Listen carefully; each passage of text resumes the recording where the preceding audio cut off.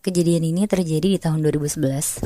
Ada satu pasangan suami istri yang udah nikah kurang lebih tuh 10 tahun.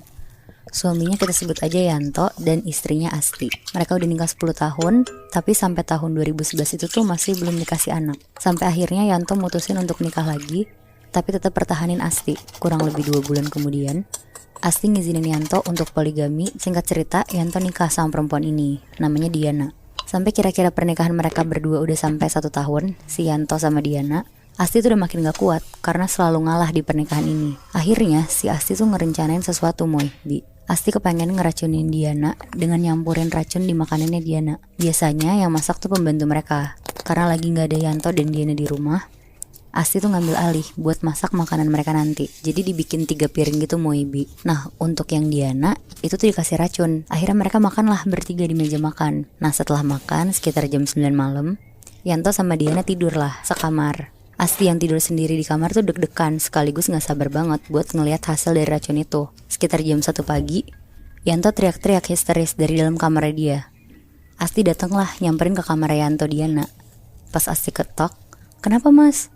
Terus Yanto tuh bilang, Diana ngeluarin busa dari mulutnya, terus dia udah gak nafas sekarang. Sampai dibawa ke UGD dan Diana tuh akhirnya dinyatain udah meninggal pas lagi tidur. Ngelihat itu tuh Asti pura-pura sedih, tapi dalam hati dia tuh sebenarnya seneng banget. Akhir dari cerita Asti tuh gak sampai situ doang. Untuk pertama kalinya, pas Asti lagi tidur di sebelah Yanto, Asti tuh ngeliat ada sosok Diana di pojok kamar, lagi ngeliatin Asti sama Yanto yang lagi tidur sambil nangis sesegukan. Jadi kayak ada suara tangisan gitu yang cuma bisa didengar sama Asti. Asti kaget banget, tapi dia gak berani cerita lah ke Yanto kalau dia sebenarnya ngeliat Diana. Besok paginya, karena Yanto sehari-hari juga kerja kantoran, jadi Asti sering ditinggal seharian di rumah. Sekitar jam 1 siang, Asti lagi di dapur. Dia kayak pengen bikin roti gitu, Bi. Dia kayak lagi nyari piring. Nah, pas lagi nyari-nyari, tiba-tiba dari samping kanannya ada tangan pucet banget kayak nyodorin piring yang dicari Asti. Terus karena Asti ngira itu pembantunya, diambillah sama Asti. Tapi pas Asti nengok kanan, dia ngeliat kalau itu tuh sosok Diana yang ngasih piringnya. Mulutnya Diana tuh berbusa, bau banget, dan satu badannya tuh putih pucet banget. Asti lemes banget, terus dia ngejatohin piringnya gak sengaja, dan akhirnya pecah. Akhirnya seharian Asti tuh cuma bengong doang, makan pun gak mau. Dan ternyata Asti tuh bengong gak cuma karena dia stres ngeliat sosok Diana, tapi Asti ngerasa udah selama seminggu ini dia tuh susah dapetin hati Yanto. Akhirnya pas Yanto pulang sekitar jam 7 malam, Asti bikinin Yanto makanan.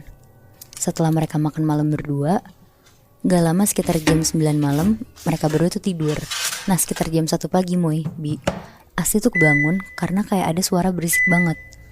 Akhirnya Asti nyalain lampu, dan pas Asti lihat, di sebelahnya Yanto tuh mulutnya ngeluarin busa, badannya geter-geter, dan gak lama Yanto tuh meninggal. Anjir. Tapi ngelihat itu Asti gak kaget-kaget banget. Wah, gila banget sih.